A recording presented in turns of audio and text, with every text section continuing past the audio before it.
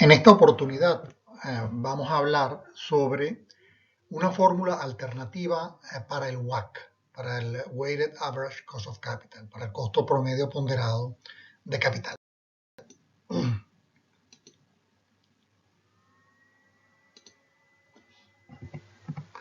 Sabemos que el WACC es la tasa de descuento que generalmente utilizamos para valorar empresas. Como dijimos antes, ahora vamos a hablar de una fórmula alternativa para el WACC, que no solamente es más sencilla que la fórmula a la que estamos acostumbrados, sino que también facilita la comprensión de algunos supuestos detrás del WACC y en particular de la relación entre la tasa de descuento que utilizamos para la deuda y la tasa de descuento que utilizamos para el patrimonio. La fórmula conocida estándar para el WACC es la que vemos aquí, ¿verdad? WACC es igual a el ratio de deuda, que es la deuda dividida entre el valor de la firma, multiplicado por 1 menos la tasa de impuesto corporativa, y todo eso multiplicado por la tasa de descuento de la deuda RD. A todo eso le sumamos el ratio del patrimonio, que sería E dividido entre V, multiplicado por RE, que es la tasa de descuento del patrimonio. Hay que recordar que todas estas tasas de descuento, el WACC, RD y RE, son después de impuestos. Y también que los valores para la deuda, para el patrimonio y para la firma, V, todos son a valores de mercado. Vamos a mostrar la fórmula alternativa del WACC.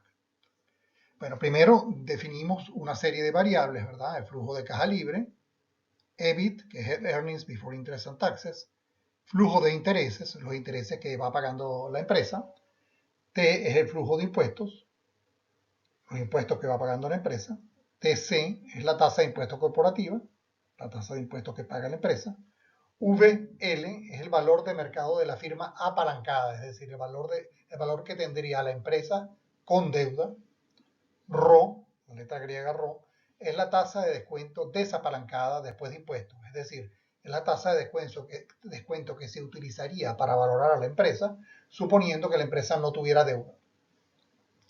RD es la tasa de descuento correspondiente a la deuda. VU es el valor de mercado de la firma desapalancada, es decir, es el valor de la empresa suponiendo que la empresa no tuviese deuda. Y A es el valor de mercado de los activos de la empresa.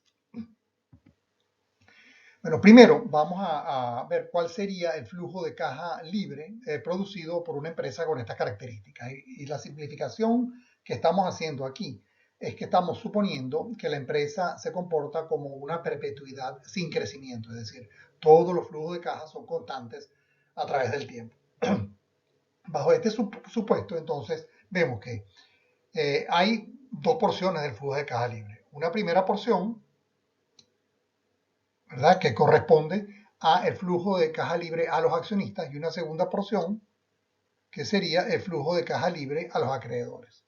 El flujo de caja libre a los accionistas sería EBIT menos los intereses pagados, y a eso le restamos los impuestos, por eso es que tenemos que multiplicar por 1 menos la tasa de impuesto corporativa.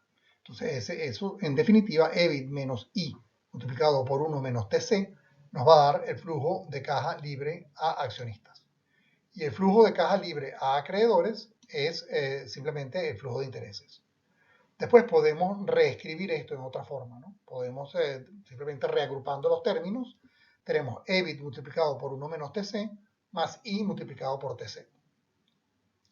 Y nótese que este primer componente, EBIT multiplicado por 1 menos TC, corresponde al flujo de caja libre desapalancado, es decir, el flujo de caja libre que produciría la empresa suponiendo que no hay deuda de ningún tipo. La segunda parte es simplemente los intereses multiplicados por la tasa de impuesto corporativa. Lo que vamos a hacer ahora es que vamos a hallar el valor actual, el valor presente de estos flujos de caja, ¿no? Para ello tenemos que descontar los dos componentes. El primer componente, EBIT por 1 menos TC, obviamente tendría que ser descontado a la tasa de descuento desapalancada de la empresa, RO, que antes mencionamos, ¿no? O sea que, y siendo una perpetuidad sin crecimiento, simplemente dividimos por RO. O sea, EBIT por 1 menos TC dividido entre RO me va a dar el valor presente de ese flujo de caja. Y el segundo componente, que es simplemente el flujo de intereses, multiplicado por la tasa de impuestos, que es una constante, entonces el valor presente de eso será simplemente ese término dividido entre la tasa de descuento de la deuda, ¿verdad? Entonces, como es una perpetuidad sin crecimiento, entonces será simplemente ITC dividido entre RD. Y eso es lo que tenemos aquí abajo. En la suma de esos dos componentes nos va a dar el valor de la empresa apalancada. Nótese que el primer componente, como dijimos antes, corresponde al flujo de caja suponiendo que la empresa no tuviera deuda, ¿no? Entonces, el valor presente de ese primer componente es simplemente el valor de la empresa desapalancada. Entonces, en definitiva, tenemos que el valor de la empresa apalancada VL es igual al valor de la empresa desapalancada VU más D multiplicado por TC, más la deuda multiplicada por la tasa de impuesto corporativo. Este segundo término, que de hecho aumenta el valor de la empresa, es lo que se llama el escudo fiscal, ¿no? O el valor presente del escudo fiscal, que corresponde simplemente a los impuestos que nos ahorramos por el hecho de pagar intereses.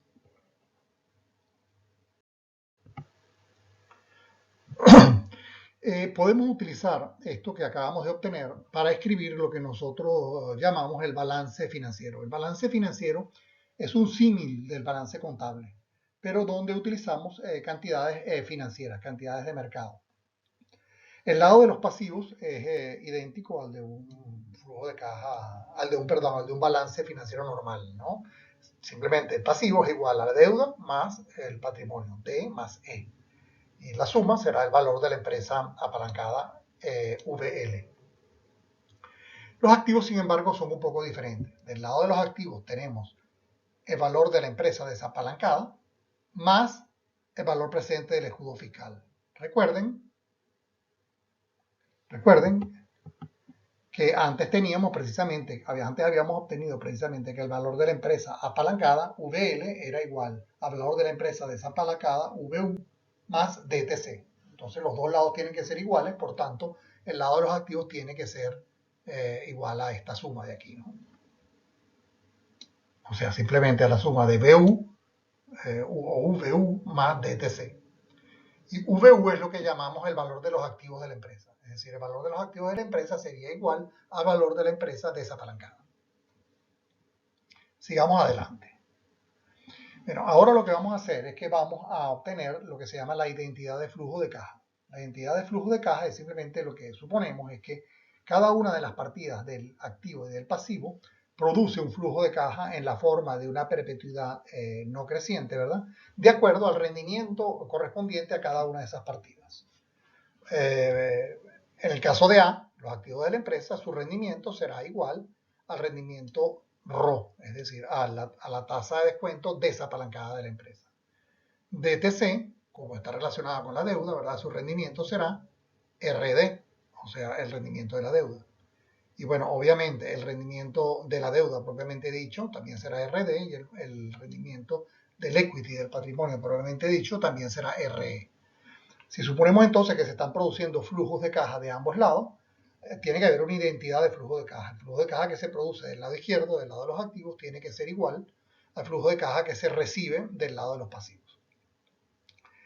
A continuación dividimos entre VL, ¿verdad? Y eso al final nos da lugar a esta expresión que tenemos aquí abajo para WACC. Fíjense que para obtener esta expresión, si ustedes lo elaboran un poquito, se darán cuenta que los activos, son iguales simplemente a VL o VL menos DTC. Si ustedes hacen ese cambio de variable aquí, A igual a VL menos DTC, ¿verdad? Y reagrupan todos estos términos, les va a dar esta fórmula para el WACC.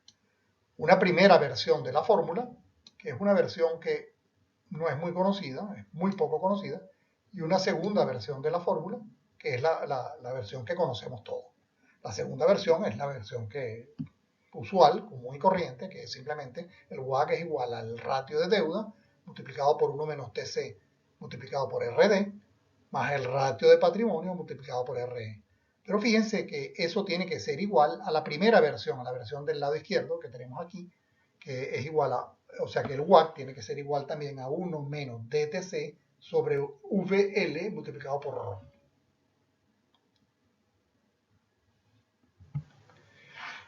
Aquí podemos observar algo muy interesante. Fíjense que esta primera versión de la fórmula, 1 menos DTC VL dividido entre VL multiplicado por ρ, puede ser expresado en esta segunda forma que tenemos aquí, ¿verdad? Simplemente convirtiendo 1, o sea, 1 es simplemente D más E dividido entre VL, ¿verdad? Simplemente este 1 lo sustituimos por D más E dividido entre VL y obtenemos esta expresión de la derecha. Fíjense que la expresión de la derecha es muy parecida a la expresión que hemos utilizado siempre para el WACC. La única diferencia es que ahora tenemos una sola tasa multiplicando tanto el ratio de deuda como el ratio de patrimonio. La tasa es ρ. Fíjense entonces que WACC tiene que ser igual a D sobre VL multiplicado por 1 menos TC multiplicado por ρ más E dividido entre VL también multiplicado por ρ. Por tanto, si nosotros suponemos un valor para RE, el valor de RD no será independiente de RE, porque sabemos que en definitiva el valor del WACC tiene que depender de ρ, no depende de RE o de RD. Si nosotros suponemos un valor de RE, por ejemplo, más alto, el valor de RD tendrá que ser más bajo para compensar, de manera que el resultado final corresponde a como si se hubiera multiplicado todo por ρ. Bueno, en definitiva, esta es la fórmula, la versión completa de la fórmula que acabamos de demostrar, simplemente para dejarla en una sola diapositiva. Y bueno, la versión menos conocida es el lado izquierdo, es la versión que no conocemos mucho. Fíjense entonces que el WACC puede ser calculado utilizando el lado izquierdo, el WACC puede ser calculado solamente conociendo ρ. Nosotros no necesitamos RE y RD para calcular ρ, para calcular WACC. Solamente necesitamos ρ. Cuando normalmente lo que se suele hacer es que la gente, los analistas normalmente lo que hacen es que calculan primero RE, utilizando por ejemplo el Capital Asset Pricing Model, y después calculan RD utilizando el costo de mercado de la deuda, ¿no? Eso es lo que se suele hacer.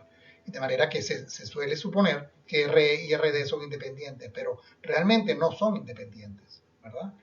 Si yo calculo RE por el CAPEM, por ejemplo, dado que ρ es fijo, porque ρ depende del riesgo de la empresa, RD ya está determinado. Una vez que determinamos RE y ρ, RD estaría totalmente determinado. Es decir, RD no podría ser igual al costo de mercado de la deuda como normalmente se supone.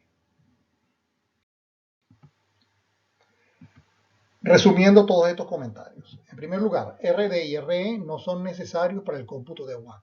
Solo es necesaria la tasa de descuento desapalancada después de impuestos, RO, como vimos en la fórmula nueva, la versión nueva de la fórmula del WACC que acabamos de mostrar. Segundo, se hace evidente que RE y RD no son independientes una de la otra. RD realmente no debería ser el costo de mercado de la deuda, sino una función de RO y RE. RO depende del riesgo de la empresa y RE depende del riesgo de las acciones. Una vez que sabemos cuánto es ρ y cuánto es RE, RD debe ser una función de esos dos parámetros. RD no puede venir de otra fuente, como sería el costo de mercado de la deuda. Entonces, ¿por qué los analistas suponen un costo de mercado de la deuda? Bueno, hay una buena razón. Esa es una forma simplemente simplificada de tener en cuenta los costos de bancarrota o los costos de tensión financiera de la empresa. Sabemos que a más endeudada la empresa, mayores serán los costos de tensión financiera, los mayores serán los costos de bancarrota y por tanto mayor será RD. Una forma de tener en cuenta esos costos de bancarrota es simplemente, en lugar de utilizar RD como una consecuencia de RE y RO, simplemente se utiliza RD de una fuente externa para cuantificar los costos de bancarrota, los costos de tensión financiera. Pero de una forma rigurosa, pues RD no podría ser el costo de mercado de la deuda. Bueno, simplemente concluyendo lo que decimos aquí abajo, aunque inconsistente con la fórmula del WACC, el uso del costo de mercado de la deuda es una manera práctica, aunque no la única, para tener en cuenta los costos de bancarrota. Bueno, y eso es todo lo que quería comentar con ustedes en esta oportunidad. Hasta la próxima vez.